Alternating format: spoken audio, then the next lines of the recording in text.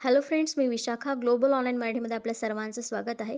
आजच्या सेशनमध्ये आपल्याला सावित्रीबाई फुले पुणे विद्यापीठ पेठ 2022 साठी रिसर्च मेथोडॉलॉजी म्हणजे संशोधन कार्यप्रणाली या विषयावरचा MCQs बघायचा आहे.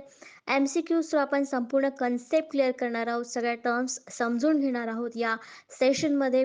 आजच्या या व्हिडिओमध्ये ज्याचं हे आजचं आपलं 5वं लेक्चर आहे. ऑलरेडी 4 लेक्चर्स कंप्लीट झालेले आहेत संशोधन कार्यप्रणाली या विषयावरचे. सुरू करूयाच्या सेशनला. सेशन स्टार्ट करण्यापूर्वी एक इम्पॉर्टंट सूचना आहे किंवा संधी आहे त्या स्टुडंटसाठी जे स्टुडंट्स खरंच ही एक्झाम सावित्रीबाई फुले पुणे विद्यापीठ पेठ 2022 क्लिअर करू इच्छित आहेत. त्यांच्यासाठी आम्ही एक स्पेशल संधी घेऊन आलो आहोत, ती म्हणजे रिसर्च मेथोडॉलॉजीवरचा फुल सिलेबस कोर्स आम्ही घेऊन आलो आहोत. जसं की आपल्याला माहिती आहे, पेपर 1 आणि पेपर 2 असे 2 पार्टमध्ये ही एक्झाम असणार आहे 100 मार्क्सची, ज्याच्यामध्ये 50% सिलेबस हा पूर्णपणे रिसर्च मेथोडॉलॉजीवरचा आहे. सो त्यासाठी हा फुल कोर्स जो आहे स्पेशली ऑन रिसर्च मेथोडॉलॉजी आम्ही घेऊन आलो आहोत. ज्या कोर्समध्ये तुम्हाला मिळणार आहेत full syllabus notes, full syllabus video lectures plus live lectures for research methodology, then full syllabus mock test आणि 1500 प्लस MCQ PDF तुम्हाला मिळणार आहे प्रॅक्टिससाठी. म्हणजे संपूर्ण अभ्यास तुमचा याच्यामध्ये कव्हर केला जाणार आहे रिसर्च मेथोडॉलॉजीचा.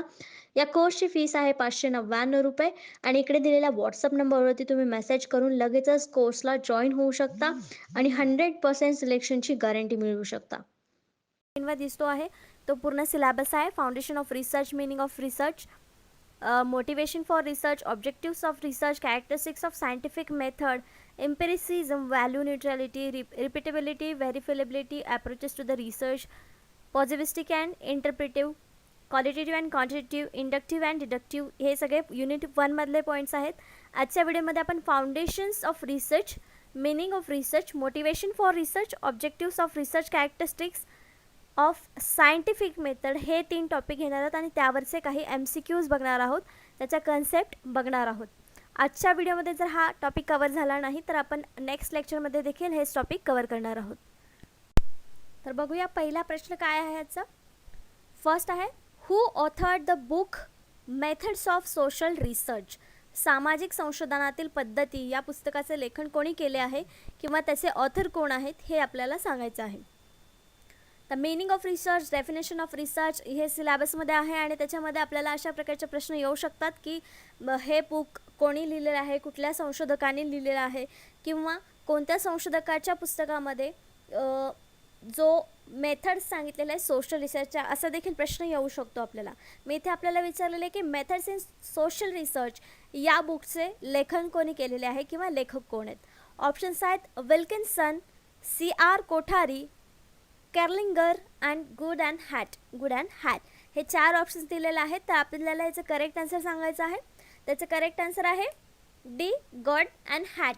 हे जे 2 आहेत हे लेखक, या लेखकांनी मिळून मेथड्स इन सोशल रिसर्च हे बुक लिहिलेलं आहे, ज्याला मराठीमध्ये सामाजिक संशोधनातील पद्धती असं म्हणू शकतो. त्यांनी त्या पुस्तकामध्ये आपल्याला वेगवेगळ्या पद्धती सांगितलेल्या आहेत की रिसर्चमध्ये कुठल्या पद्धती करू शकतात. न्यू सोशोलॉजी सांगितलेली आहे, व्हॅल्यूज, प्युअर आणि applied research, basic elements of scientific method, concepts, probability and samplings, या सगळ्या गोष्टी ज्या आहेत त्या प्रकारच्या बुक्समध्ये आपल्याला कन्सेप्ट क्लिअर केलेले आहेत.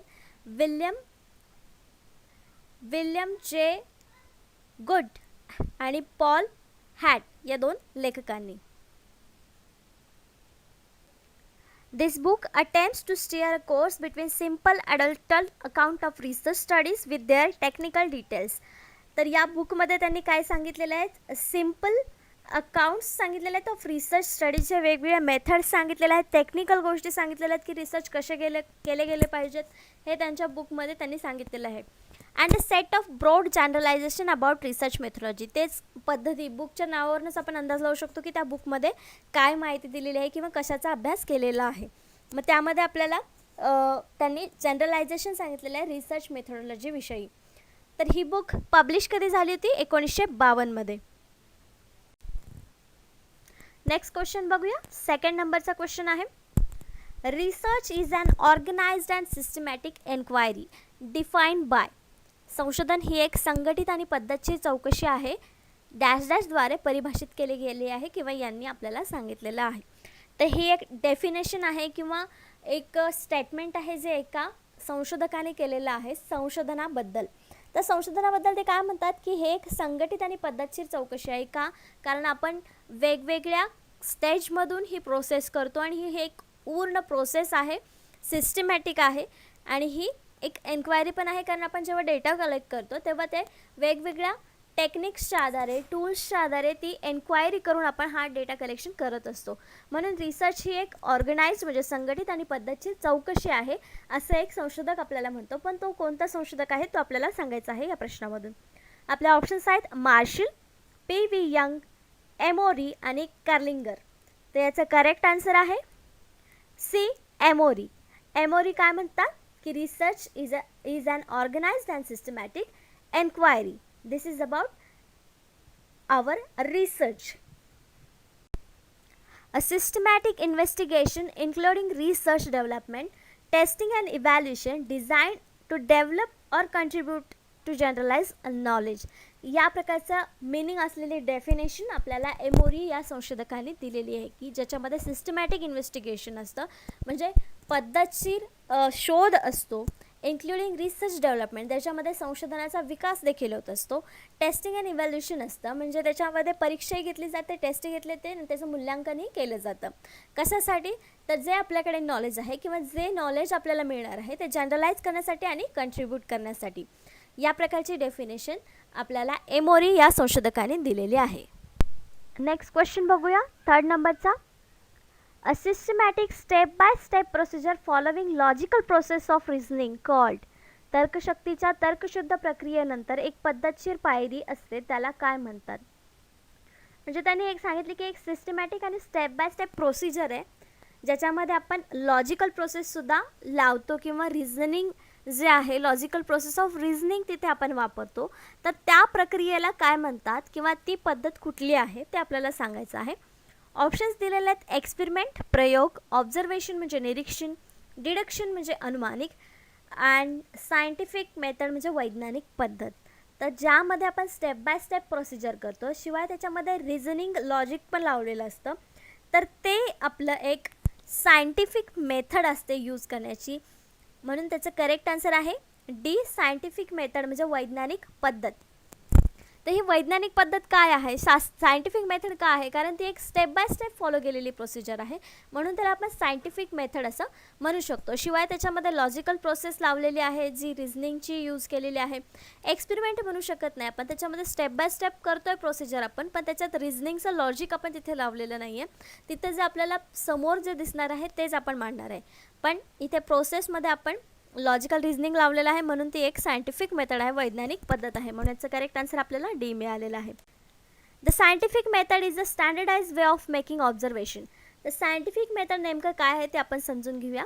Scientific method is a standardize way of making observation, gathering data, forming theories, testing predictions and interpreting result.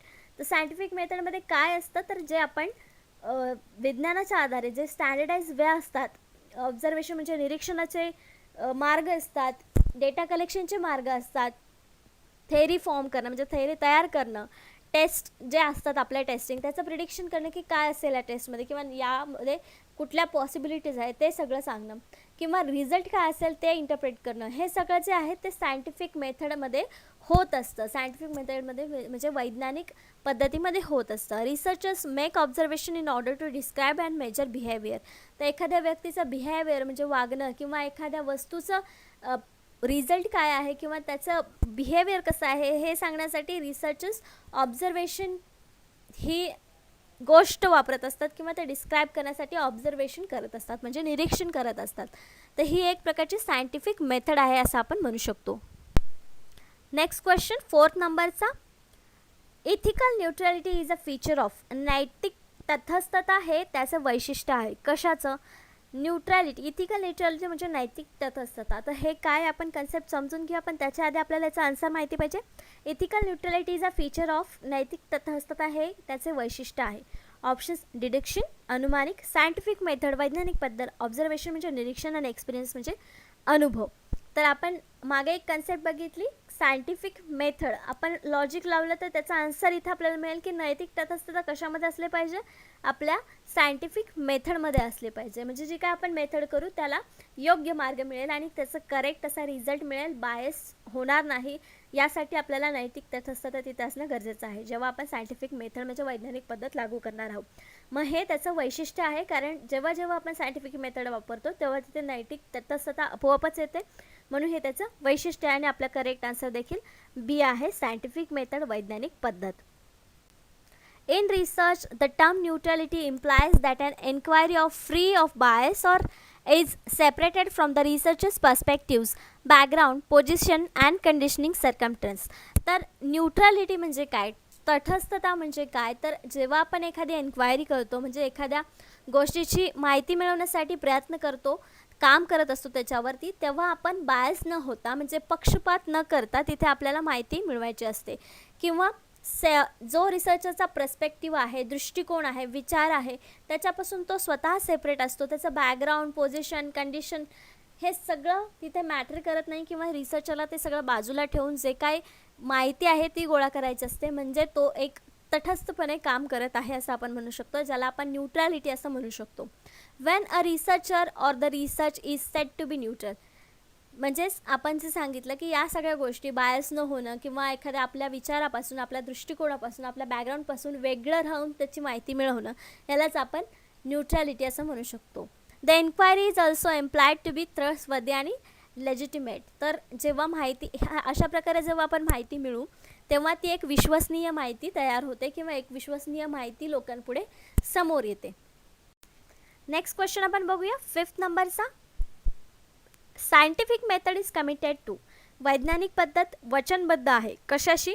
Options आहेत ऑब्जेक्टिव्हिटी म्हणजे वस्तुस्थिती, एथिक्स म्हणजे नीतिशास्त्र, प्रपोजिशन्स म्हणजे प्रस्ताव, न्यूट्रॅलिटी म्हणजे तटस्थता. तर एथिक्स, न्यूट्रॅलिटी हे जे आहेत ते वैशिष्ट्य आहेत सायंटिफिक मेथडचे, पण वचनबद्ध वैज्ञानिक पद्धत कशासाठी आहे तर ऑब्जेक्टिव्हिटीशी म्हणजे वस्तुस्थिती जी काय आहे जशीच्या तशी मांडण्यासाठी किंवा वस्तुस्थिती काय आहे हे दर्शवण्यासाठीच आपण वैज्ञानिक पद्धत वापरत असतो. मग आपल्या इथे करेक्ट आन्सर काय येणार आहे, ए ऑब्जेक्टिव्हिटी, वस्तुस्थिती. वैज्ञानिक पद्धतीमध्ये ही पद्धत वस्तुस्थितीसाठी वचनबद्ध आहे, म्हणजे त्याच्यामध्ये वस्तुस्थिती समोर येणार आहे, त्याच्यामध्ये वस्तुस्थितीच दाखवली जाणार आहे. म्हणून आपला करेक्ट आन्सर इथं ए आलेला आहे. The scientific method involves developing and testing theories about the world based or empirical evidence. तर सायंटिफिक मेथडमध्ये आपण एव्हिडन्स देत असतो म्हणजे पुरावे देत असतो. ज्या काही थेरीज आपण मांडतो किंवा ज्या काही थेरीज टेस्ट करतो ते सगळं आपण पुराव्यासह समोर मांडतो. It is defined by the commitment to systematic observation of the empirical world. तर ही कमिटमेंट आहे कशाची तर सिस्टमॅटिक ऑब्झर्वेशन म्हणजे पद्धतशीर निरीक्षण केलेलं आहे, त्याचा अनुभवजन्य जगाचं एक ऑब्झर्वेशन केलेली एक पद्धत आहे असं आपण म्हणू शकतो. And strives to be objective, critical, capital and logical. तर ह्याच्यामध्ये आपल्याला वस्तुस्थिती जी आहे ती दाखवण्याचाच प्रयत्न केला जातो किंवा सायंटिफिक मेथडमध्ये तीच दाखवली जाते. म्हणून आपण असं म्हणू शकतो की सायंटिफिक मेथड ही ऑब्जेक्टिव्हिटी म्हणजेच वस्तुस्थितीशी वचनबद्ध आहे, वस्तुस्थितीच दाखवू शकते. नेक्स्ट क्वेश्चन आहे 6 नंबरचा. One of the method of logical reasoning is called, तार्किक युक्तिवादाची एक पद्धत याला म्हणतात. ऑप्शन्स आहेत इंडक्शन प्रेरण, डिडक्शन अनुमानिक, रिसर्च म्हणजे संशोधन, एक्सपेरिमेंट म्हणजे प्रयोग. तर मेथड विचारलेली आहे लॉजिकल रिझनिंग यूज करू शकतो त्याला, त्याचं करेक्ट आन्सर आहे इंडक्शन. इंडक्शन म्हणजे काय आपण बघू.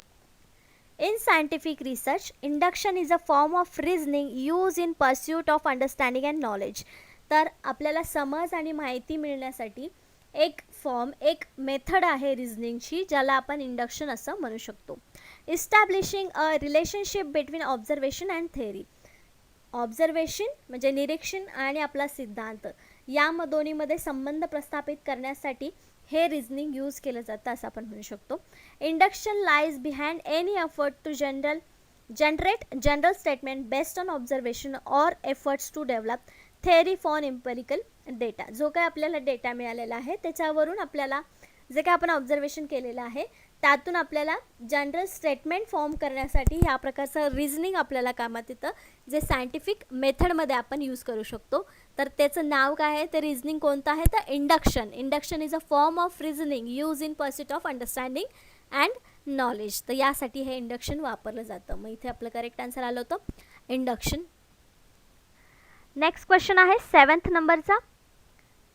And essential criterion of science study is.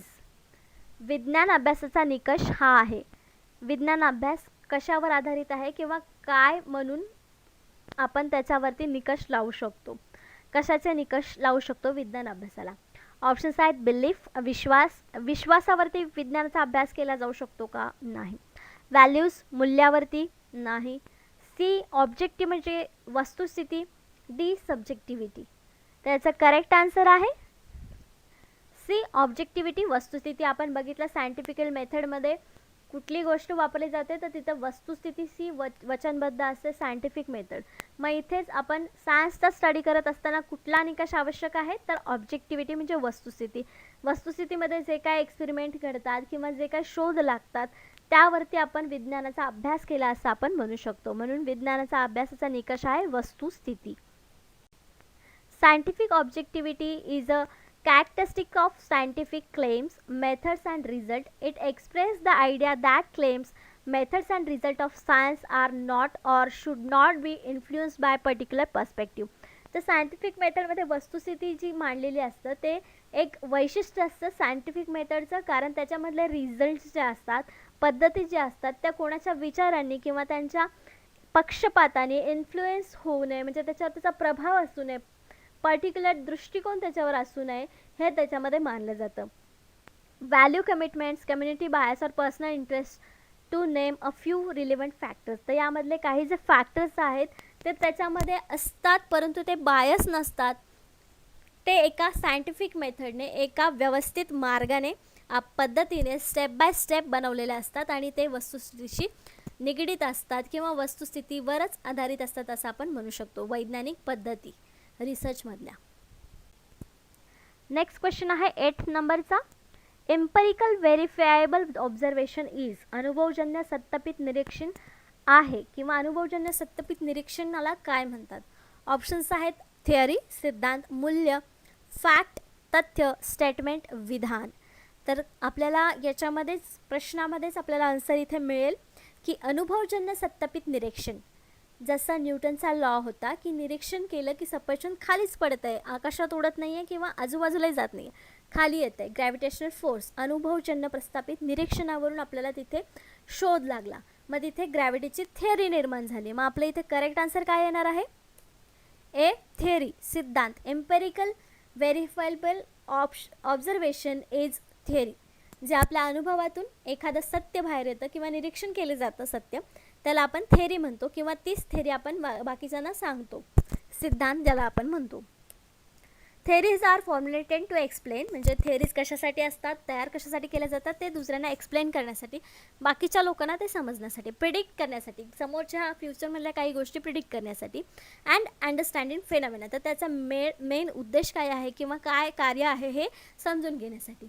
And in many cases to challenge and extend existing knowledge within the limits of critical bounding assumptions. जे काय आपण assumptions करतो, ज्याला आपण लिमिट घातलेली असते, त्या लिमिटच्या बाहेर आपल्याला नॉलेज मिळावं, म्हणजे त्याला कुठली लिमिट असेल तर ते नॉलेज घेऊन हे गोष्ट चुकीची आहे किंवा हे जे आहे ते समजून घेण्यासाठी, नॉलेज वाढवण्यासाठी आपण थिअरीज निर्माण करत असतो. The theoretical framework introduces and describe the theory that explain why research problem under study exist. तर थेरटिकल फ्रेमवर्क आपण या विषयाचा अभ्यास का केला हे दुसऱ्यांना सांगत असतं किंवा रिसर्च प्रॉब्लेम हा स्टडीसाठी का घेतला आहे किंवा त्याच्यावर स्टडी का केली गेली पाहिजे हे आपल्याला थेअरीजमधून समजतं किंवा थेअरीज हे आपल्याला एक्सप्लेन करत असतात. तर सिद्धांत, थेअरी कशासाठी असतात किंवा त्या कशा होतात ते आपल्याला समजलं. तर थेअरीज या अनुभवातून जे निरीक्षण सत्यापित होतं त्याच्यातून ह्या थेअरीज निर्माण होत असतात. नेक्स्ट क्वेश्चन आहे 9th नंबरचा. Social science deals with. सामाजिक विज्ञान डॅश डॅशशी व्यवहार करते. कशाशी व्यवहार करते सामाजिक विज्ञान. आपण आतापर्यंत सायंटिफिक मेथड बघत होतो म्हणजे वैज्ञानिक पद्धती, तर इथे सामाजिक विज्ञान नावाची एक कन्सेप्ट आहे, तर ती काय आहे, ती कशाशी व्यवहार करते. ऑप्शन्स आहेत ऑब्जेक्ट्स, वस्तू, ह्युमन बिईंग म्हणजे मानव, लिव्हिंग थिंग्स जिवंत गोष्टी ज्याला आपण सजीव गोष्टी म्हणतो, नॉन लिव्हिंग थिंग्स म्हणजे निर्जीव गोष्टी. तर याचं करेक्ट आन्सर आहे बी ह्युमन बिईंग, मानव. कारण सामाजिक विज्ञानमध्ये काय येतं तर जे आपण व्यक्ती म्हणजे मानव जो आहे तो एक सामाजिक प्राणी आहे. समाजामध्ये ज्या ज्या गोष्टींसाठी त्यांना डील करावी लागते ते सगळं सामाजिक विज्ञानमध्ये येतं. मग ह्युमन बिईंगशी रिलेटेड आहे सामाजिक विज्ञान, कारण तो एक सामाजिक प्राणी आहे. मानव म्हणजे एक सामाजिक प्राणी आहे म्हणून त्याला आपण सामाजिक विज्ञान असं म्हणू शकतो. Social science, any branch of academic study or science that deals with the human behavior in its social and cultural aspects. तर सोशल सायन्स म्हणजे काय सांगू शकतो आपण, ही एक ब्रांच आहे, शाखा आहे. जेव्हा आपण ॲकॅडमिक स्टडी करतो त्याच्यामध्ये हे सायन्स जे आहे ते ह्युमन बिहेवियर म्हणजे मानवी वर्तन किंवा मानवी वागणुकीशी रिलेटेड सगळ्या गोष्टींशी अभ्यास करतं, किंवा सामाजिक आणि जे काय आपलं कल्चर आहे ज्याला आपण परंपरा रूढी जे काय म्हणतो त्याचा आस्पेक्ट्स काय आहेत हे करण्यासाठी किंवा त्याचा अभ्यास करण्यासाठी ही एक ब्रांच आहे social science. Usually included within the social science are cultural और सोशल, म्हणजे सोशल किंवा कल्चरल या ब्रांचमध्ये कुठले विषय येतात जे आपण सोशल सायन्समध्ये स्टडी करतो ते आहेत anthropology, sociology, psychology, political science and economics.